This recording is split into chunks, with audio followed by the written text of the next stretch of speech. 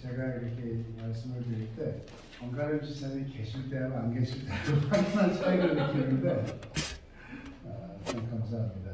어제 저녁 예배 때 이제 리처드 장로님이 우리가 리처드 장로님 위해서 기도를 많이 했잖아요. 리처드 장로님과 이제 제라 자매님이 이제 나눠주신 간증을 통해서 은혜를 많이 받았습니다. 하나님께서 그들의 삶을 어떻게 인도해 주셨고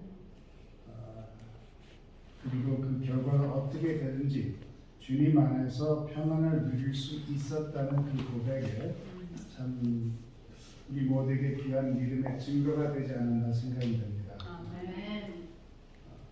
우리의 평안은 우리 삶이 상황이 항상 완벽해서 그런 게 아니라 하나님께서 우리 삶을 붙들어 주시고 계신다는 그 믿음 안에서 있는 게 아닌가 생각이 듭니다. 그래서 제가 바라기는 오늘 안식일에 우리가 같은 그런 믿음으로 고백하는 삶을 살기를 원합니다. 기도하고 시작하겠습니다. 하늘에 계신 아버지, 저희들 이 시간 주님께 맡길 수 있는 믿음을 허락해 주시기를 기도드립니다. 아멘. 저희 삶을 주님께 맡기고 주님께서 저희 삶을 붙잡고 계시다는 그 믿음을 허락해 주시며 그런 믿음을 가지고 이 세상을 주님 안에서 극복하면서 승리하는 그런 삶을 살 수 있게 도와주시기를 기도드리며 이런 시간이 이 시간부터 시작되어 주님과 영원하게 연결되는 그런 삶으로 연결시켜 주시기를 예수님 이름으로 기도합니다. 아멘. 어느 사람이 얼마 전에 그 자기 아들의 양육권을 빼앗겼습니다. 마약을 하고 제정신이 아닌 상태에서 아이를 위험한 상황에 놓았기 때문에 정부에서 이제 임시적으로 그 아이의 양육권을 가져갔는데 다행히 그 남자의 어머니 그 아이 할머니가 임시로 그 아이를 키우기로 허락을 받았습니다. 그리고 그의 아이의 아버지도 자기 어머니 집에서 아이와 함께 지내는 것을 허락을 받았는데 정부에서 영유권을 임시로 가져가면 조건을 많이 이렇게 부여합니다. 부모에게 조건을 많이 줘요. 예를 들어서 마약하는 사람이면 아이를 위험하게 하기 때문에 그 사람이 더 이상 마약을 하지 못하게 합니다. 근데 이 아이의 아버지가 2달 정도 참다가 그래도 잘 참은 편이죠. 다시 마약을 하기 시작했어요. 그래서 소변 검사를 통해서 그 사실이 드러났습니다. 그래서 처음 그랬을 때 그 남자의 엄마가 그 남자에게 애원했어요. 이러면 정부에서 영구적으로 내 아들이 양육권을 뺏어갈 수 있다. 지금 임시적이지만 그러면 내 아들, 내 손자를 다시 보지 못할 수 있어. 그러면서 여러 번 강구를 해서 여러 시간, 긴 시간을 통해서 강구를 하니까 아들이 안 하겠다고 약속을 했습니다. 근데 2주 후에 다시 소변 검사를 했는데 또 마약을 한 것이 드러났어요. 그래서 처음에는 정부에서 그걸 봐줬는데 두 번째는 더 이상 봐주지를 않고 이제 그 아이를 영구적으로 데려가겠다고 하는 그 재판을 제가 한 경험이 있습니다. 물론 이런 이야기를 할 때 우리 중에 공감을 못 하시는 분들이 계실 거라고 생각합니다. 왜 마약 이야기를 하나? 나는 마약하고는 거리가 먼 사람인데 나는 그런 것으로 영향을 받는 사람이 아닌데 나는 저 사람과 다르다. 그렇게 생각할 수 있어요. 어떤 분들은 또 더 나아가서 그 사람을 불쌍하게 생각하지 않을 수도 있습니다. 자기가 선택한 길을 가면 당연히 그 대가를 치러야 된다고 생각할 수도 있습니다. 아이를 위험하게 했다면 책임을 져야지 하고 생각할 수도 있습니다. 제가 그 말이 틀렸다는 말이 아닙니다. 그러나 제가 그 이야기를 드리는 이유는 단지 한 사람의 중독 이야기를 하기 위해서가 아니라 이 이야기는 사람이 무엇인가로 사로잡혔을 때 그리고 그것이 자기 삶을 붙드는 것처럼 보이지만 실제로는 자기 삶과 주변 사람들의 삶을 무너뜨리고 그리고 얼마나 비극적인 일이 일어날 수 있는지를 보여주는 예로 말씀을 드리는 겁니다. 제 생각에 우리는 쉽게 이렇게 말할 수 있어요. 나는 저 사람하고 다르다. 나는 그런 것에 빠지지 않는다. 나는 그런 식으로 무너지지 않는다. 겉으로는 맞는 말일 수 있습니다. 우리는 같은 방식으로는 무너지지 않습니다. 같은 이름의 죄를 짓지 않습니다. 같은 중독을 가지고 있지 않습니다. 그러나 성경은 인간의 마음을 그렇게 단순하게 나누지 않습니다. 성경은 사람을 하나님 없이 스스로 설 수 없는 존재로 묘사하고 있습니다. 즉 무슨 말이냐면 성경은 사람이 하나님을 자기 삶의 중심으로 삼지 않으면 반드시 다른 것들을 붙들고 산다고 이야기해주고 있는 것입니다. 다시 말씀드리면 하나님을 자기의 주인으로 삼지 않으면 분명 다른 주인이 생기기 마련이다 그 말입니다.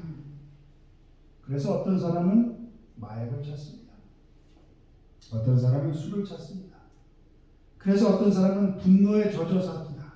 어떤 사람은 주변의 모든 것을 통제하려 살려 합니다. 그런데 꼭 부정적으로만 보이는 것들만 우리 주인이 되는 것이 아니라 어떤 사람은 성공해서 그런 것을 찾으려 합니다. 어떤 사람은 인정받으려 하는 삶에서 그런 것을 찾고 어떤 사람은 끊임없이 바쁨에서 그런 삶을 찾고 어떤 사람은 심지어 사역과 섬김과 봉사에서 자기 존재의 근거를 찾으려는 사람들이 있어요. 그래서 어떤 것은 파괴적으로 보이고 어떤 것은 존경스럽게 보일 수 있습니다. 마약은 분명히 파괴적으로 보입니다. 그러나 성공은 때로 존경스럽게 보일 수 있습니다. 분노는 부끄럽게 보일 수 있고 그러나 야망은 고상스럽게 보일 수 있어요. 너무 열심히 산다. 중독은 숨기고 싶은 것이 있습니다. 그러나 바쁨과 성취는 자랑하고 싶은 것이 될 수 있는 것입니다. 그런데 성경을 보면 질문은 단지 이것이 나쁜 것이냐 좋은 것이냐 있는 게 아니라 더 깊은 질문인 것입니다. 나는 무엇을 붙들고 사는가? 나는 무엇이 나를 살려준 것이라고 믿는 것입니다. 나는 무엇이 없으면 무너진다고 생각하는가? 나는 하나님보다 작은 것을 하나님 자리에 올려놓고 있지 않은가? 여기서 성경은 매우 날카롭게 말합니다. 예레미야 2장이죠. 여러 번 말씀드린 이야기인데 내 백성이 13절입니다. 내 백성이 두 가지 악을 행하였나니 곧 그들이 생수의 근원되는 나를 버린 것과 스스로 웅덩이를 판 것인데 그것은 그 물을 가두지 못할 터진 웅덩이이더리라. 이 말씀이 인간의 문제를 아주 깊게 본다고 생각합니다.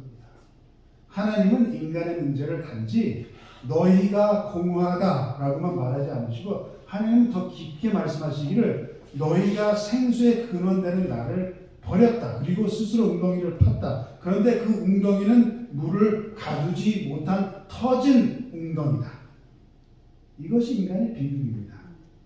하나님은 성경이 말해 하나님은 생수의 근원인데 사람은 그 생수의 근원을 떠나고 자기 손으로 웅덩이를 파고 자기 힘으로 물을 모으려고 하고 자기 방식으로 살 길을 찾으려 갑니다. 자기 마음을 채워줄 무언가를 만들려고 한다는 것입니다. 그런데 그 웅덩이는 뭐라고요? 터져 있는 물입니다.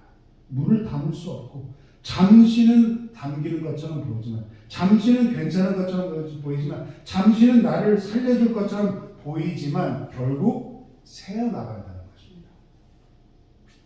이것들이 하나님보다 작은 것들의 한계라는 겁니다.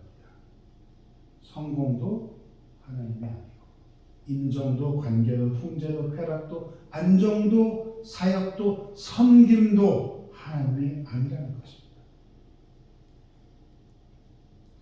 어떤 분들은 우리 중에 그런 분이 계시죠. 선천적으로 그런 선물을 받았을 수도 있습니다. 그리고 그런 선물을 좋은 도구로 사용할 수 있습니다. 아주 착한 분들이 우리 주변에 계세요. 때로는 하나님께서 주시는 은혜의 통로일 수도 있습니다. 그러나 생수의 근원이 아니라는 거예요. 하나님께서 주신 나의 선물은 선물이지 그것을 가지고 우리의 웅덩이를 파고 있으면 단지 웅덩이지 생수의 근원이 아니라 그 말이에요. 그래서 사람은 계속 목마릅니다. 삶이 공허하게 느껴지는 순간들이 있으면 단지 피곤해서가 아니라 단지 슬픈 것만 아니라 무언가 근본적으로 채워지지 않는 느낌이 있다. 일하면서도 그럴 수 있고 남에게 주면서도 그럴 수 있고 섬기면서도 그럴 수 있고 도우면서도 그렇고 사람 사랑하면서도 그럴 수 있고 자신을 쏘아부으면서도 그럴 수 있다는 거예요. 많은 사람들이 모인 자리에서도 즐거운 장소에서도 교회 파트락 시간에서도 같은 상에 앉아있으면서 모두가 웃고 있는 시간 속에서 이상하게 혼자인 것처럼 느껴질 때가 있다는 것입니다. 사람의 영혼은 모든 계절 속에서 자기가 무엇을 어떻게 사는지 드러내는데 때로는 이런 느낌이 나에게만 있다고 생각할 수 있습니다. 내가 모자란가? 내가 무엇인가 없어서 그런가? 이것만 조금 더 있으면 괜찮아질까? 저것만 조금 더 있으면 괜찮으실까? 그런데 내가 원하는 것을 가진 사람을 보아도 내가 보기에는 가져야 할 것을 다 가진 그런 사람들을 보아도 그들 역시 무언가를 계속 추구하는 것을 우리가 보고 있습니다.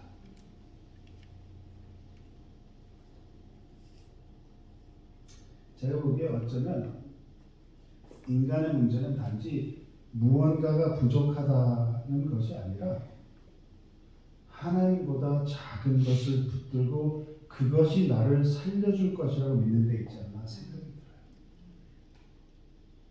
들어요. 성경은 이것을 다른 방식으로 우리에게 또 이렇게 던져줍니다. 전도서입니다. 전도자는 인간이 붙들 수 있는 많은 것들을 붙들어 봅니다. 그 사람이 직접 그랬잖아요.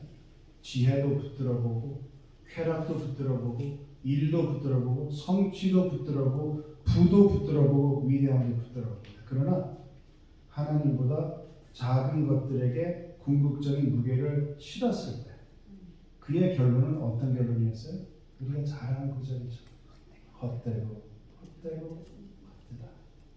전도자가 이르되 헛되며 모든 것이 헛되다. 그리고 전도서 2장에서 이렇게 말하는데 그 후에 내가 생각해 본즉 내 손으로 한 모든 일과 내가 수고한 모든 것이 다 헛되어 바람을 잡는 것이며 해 아래 무익한 것이다. 전도자가 말하는 것은 피조물이 악하다는 뜻이 아닙니다. 지혜가 악하다는 게 아니고 일이 악하다는 게 아니고 기쁨이 악하다는 게 아니고 소유가 악하다는 게 아니고 문제는 그것들을 하나님 자리에 올려놓는 것이다. 피조물은 피조물이고 선물은 선물이며 그것은 생수의 근원이 될 수 없고 인간의 마지막 소유가 분깃이 될 수 없다는 것입니다. 전도서 3장 11절은 하나님이 모든 것을 지으시되 때를 따라 아름답게 하셨고 또 사람들에게 영원을 사모하는 마음을 주셨느니라. 그러나 하나님이 하시는 일의 시종을 사람으로 측량할 수 없게 하셨다. 사람에게 영원을 사모하는 마음을 주셨다. 이 말은 그 빈 자리에 사람의 영혼에 이 세상 안의 것들로만으로 닫힐 수 없다 그 말이에요. 사람은 시간 안에 살지만 어떤 마음을 주셨어요? 시간 안에 살지만 영혼을 사모하는 마음을 주셨어요. 사람은 땅 위에 살지만 땅의 것으로만 끝까지 만족하지 못한다는 거죠. 사람은 피조물을 누릴 수 있지만 피조물로서는 하나님 자리를 채울 수 없다는 것이에요. 시편 40편에 인간의 마음을 목마름으로 표현했죠. 하나님이여 사슴이 시냇물을 찾기에 갈급한같이 내 영혼이 주를 찾기에 갈급하나이다. 내 영혼이 하나님 곧 살아계시는 하나님을 갈망하나이다. 내가 어느 때 나아가서 하나님의 얼굴을 배울까? 이것이 단순한 감정의 우울함이 아니라 영혼의 목마름이에요. 내 영혼이 무엇을 원하나이까라고만 말하지 않고 어떻게 말을 해요? 내 영혼이 하나님을 갈망합니다. 내 영혼이 살아계신 하나님을 목말합니다. 내가 어느 때 나아가서 하나님의 얼굴을 배우라. 시편 63편도 하나님이여 주는 나의 하나님이시라. 내가 간절히 주를 찾을 때 물이 없고 마르고 황폐한 땅에서 내 영혼이 주를 갈망하며 내 육체가 주를 앙모하나이다. 성경이 표현하는 사람의 영혼은 단지 지적으로 궁금해하는 존재가 아니라 사람의 영혼에 목마른 존재라는 것입니다. 시편 73편은 더 직접적으로 이야기를 하는데 하늘에서는 주 외에 누가 내게 있으리요? 땅에서는 주밖에 내가 사모할 이 없나이다. 내 육체와 마음은 쇠약하나 하나님은 내 마음의 반석이시오 영원한 분기시라.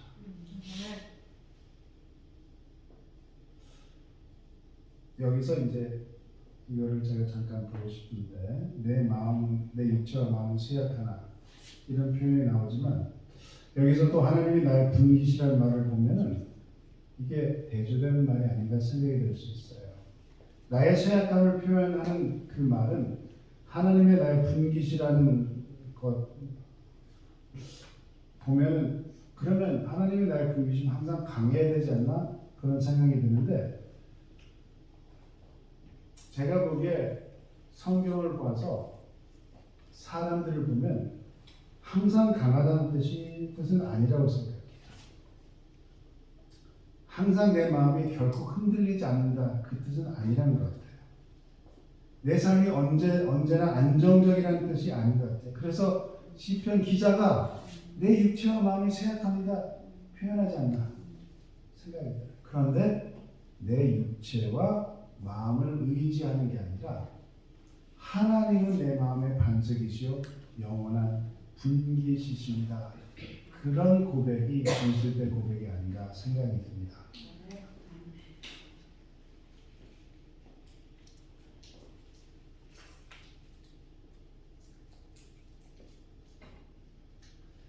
예수님께서 사마리아 여인에게 그렇게 말씀하셨죠.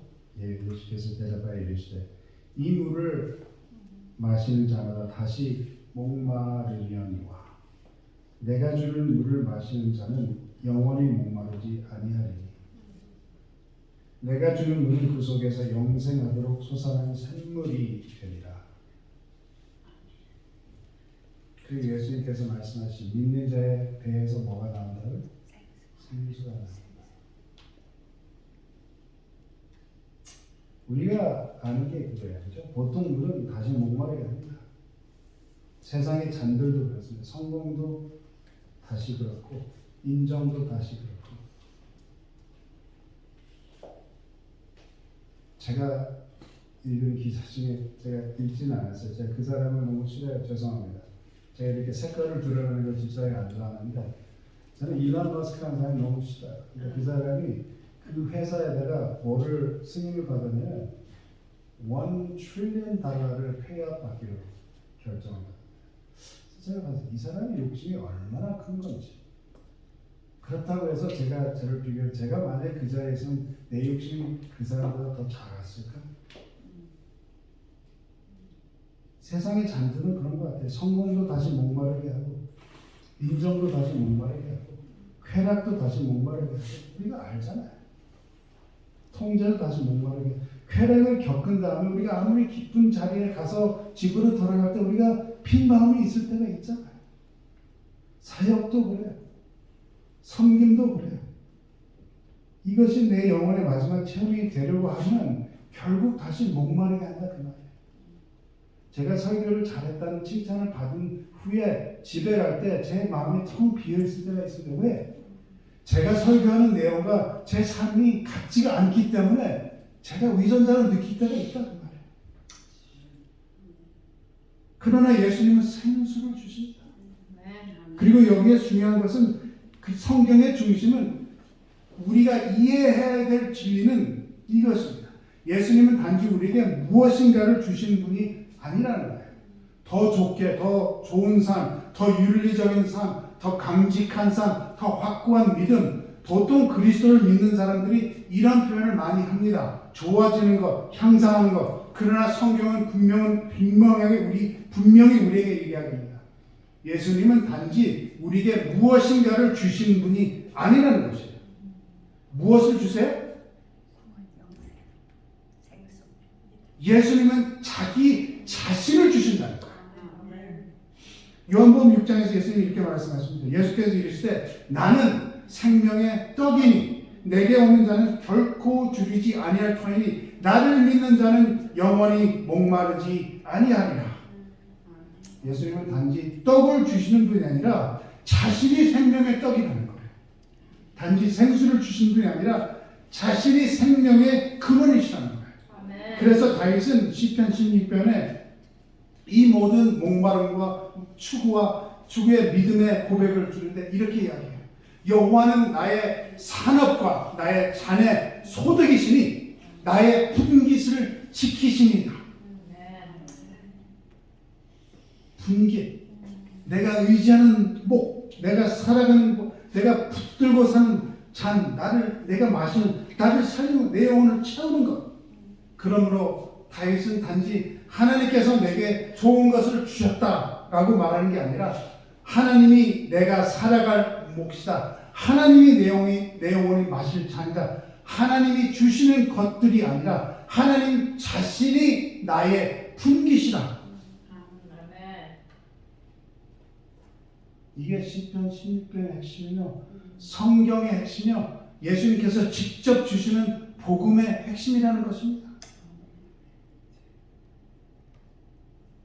다윗은 단지 주님께서 나에게 분깃을 주셨다라고 말하지 않고 주님이 나의 분깃이다.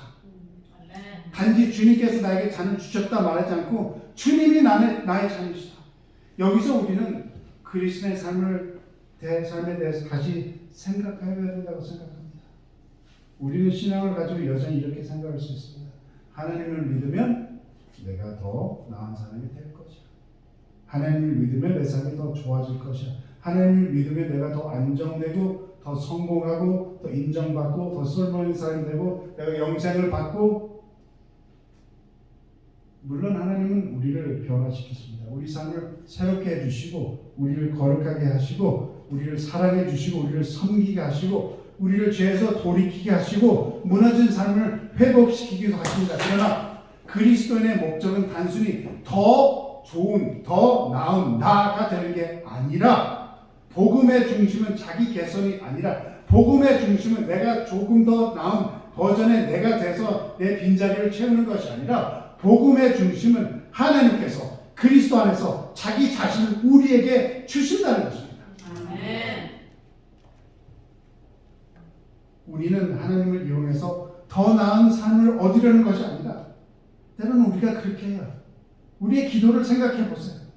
우리는 하나님을 이용해서 더 나은 나를 만들려 하는 게 아니라 우리는 하나님을 이용해서 내 영혼의 허전함을 종교적인 방식으로 포장하려는 것이 아니라 우리가 알게 모르게 그렇게 할 때가 많이 있다고 생각합니다. 그것이 아니라 우리는 성경은 뭐라고 약속했어요? 이 약속의 정말 그 의미를 생각해 보시기 바랍니다. 하나님 자신을 받는 것이라는 거예요. 그 뜻을 생각해 보세요. 여호와는 나의 분깃입니다. 그리스도의 소망은 단지 내 삶이 좋아질 것이다가 아니라 그리스도의 소망은 하나님은 나의 생명이다. 내가 내 생명이 더 이상 아니라 하나님이 내 생명이시다.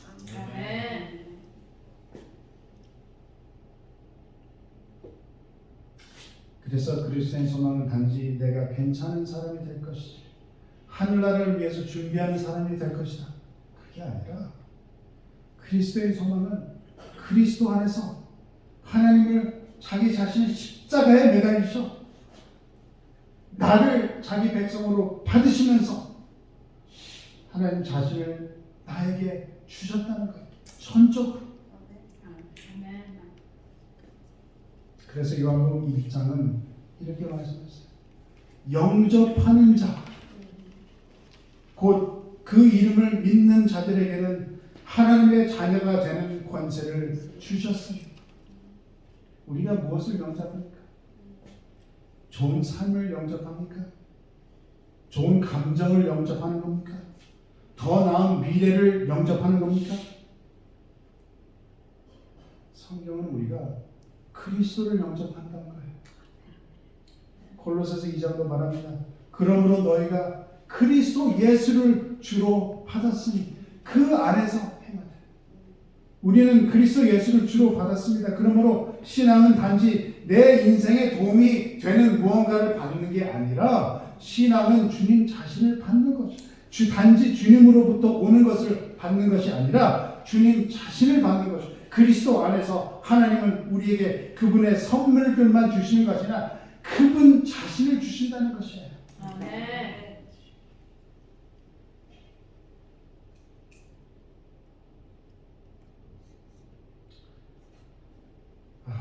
우리가 정말 이 복음의 핵심을 정말 이해했으면 좋겠습니다. 어디 가서 줄 서서 좋은 뭐를 받기 위해서 줄 서서 그 사람들에게 탄원하는 그게 아니라 거기 가니까 뭐예요? 송두리 차 받았다 그 말이에요.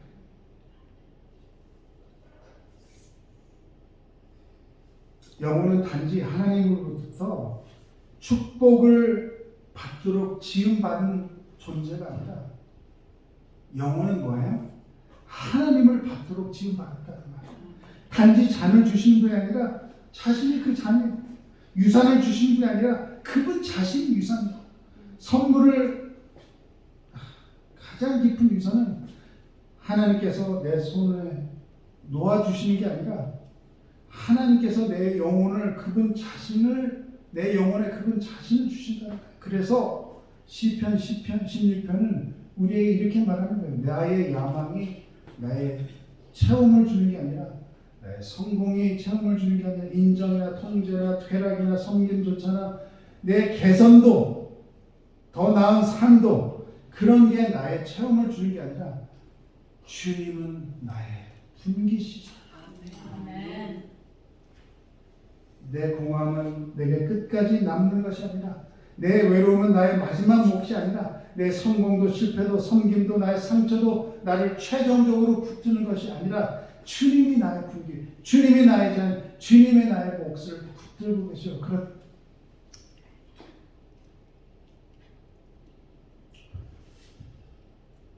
그런데 여기 참 중요한 그런 데가 있죠.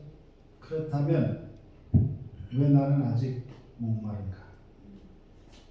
주님이 나의 분기시라면 왜 내 마음은 아직 흔들리는가? 내가 정말 하나님을 나의 분기시로 가지고 있는 게 맞는가?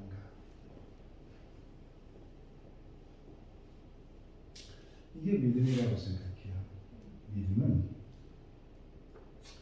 성경은 하나님을 분기시로 삼는 사람이 언제나 감정적으로 충만하다고 말하지 않습니다. 이게 시편이 우리에게 가장 크게 주는 위로가 아닌가 생각합니다. 오히려 성경은 뭐라고 해요? 믿는 자도 기다리고 탄식하고 때로는 마음이 쇠약해진다고 이야기를 해요. 로마서 8장은 믿는 자들이 성령을 가지고도 여전히 탄식한다고 해요. 로마서 8장을 보시면 먼저 아들 삼아주시고 성령으로 아버지를 우리가 부를 수 있다고 이야기를 해주신 다음에 뭐라고 말씀하시면 그뿐 아니라 또한 우리 곧 성령의 처음 익은 열매를 받은 우리까지도 속으로 탄식하여 양자될 것 곧 우리 몸의 속량을 기다립니다.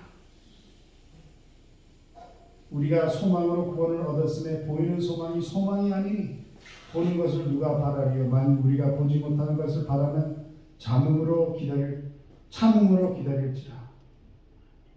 우리는 하나님의 자녀인 것은 확실해요. 성령의 처음 익은 열매를 받은 우리가 맞아요. 그러나 아직 몸의 구속을 기다리고 있습니다. 우리가 소망을 가졌지만 아직 모든 것을 눈으로 보는 것은 아닙니다.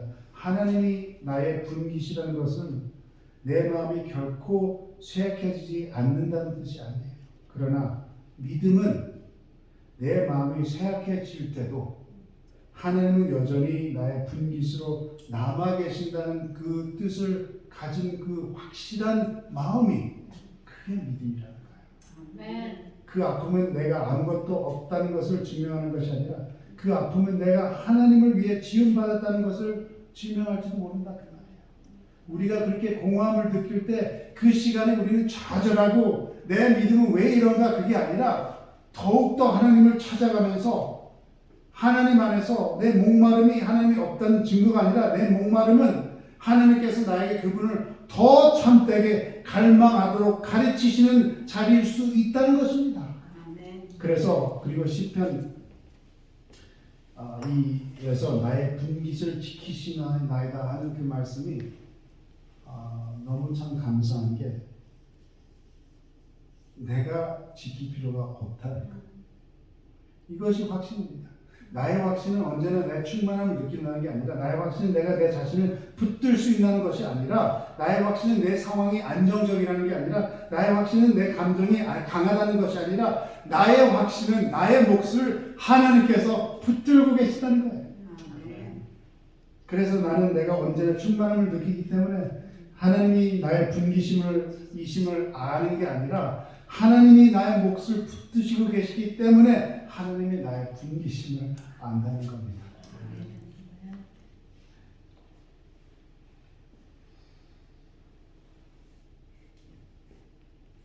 한 아이는 자신이 선택하지 않은 불안정, 상처, 혼란, 결과들을 물려받은 것처럼 보일 수 있지만 어른들의 죄와 실패와 연약함이 아이의 삶에 무겁게 얹혀질 것처럼 보일 수 있지만 이미 소망을 받은 우리가 이런 소망을 나눠야 되지 않나 생각이 들어요. 그게 진정한 삶이 아니라 더 깊은 소망이 있다는 것. 하나님께서 그를 분명히 붙들고 계시다는 그런 기별을 주는 것. 주님께서 그의 몫이 될 수 있다는 것. 하나님께서 그의 분깃이 될 수 있다는 그 기별. 교회의 목적이 뭐라고 생각하세요? 엘렌 화이트이 교회를 비교할 때 어떤 비유로 비교한지 혹시 기억하시는지 모르겠어요. 선한 사마리아인 교회의 기능은 아픈 자들이 있는 데 가서 도와주는 게 교회의 기능이에요. 우리가 하나님이 나의 분깃이라는 것을 흔들림에 우리 자신을 보지 말고 하나님께서 붙들고 계시다는 그 믿음을 가지고 우리 주변에 있는 많은 사람들이 힘들고 어려운 삶을 살아갈 때 하나님께서 분명히 옆에 계시고 하나님께서 하늘의 모든 것 특히 그분 자신을 우리에게 주신다는 그 믿음을 남들에게 전하는 게 그게 교회의 사명이라 그 말이에요.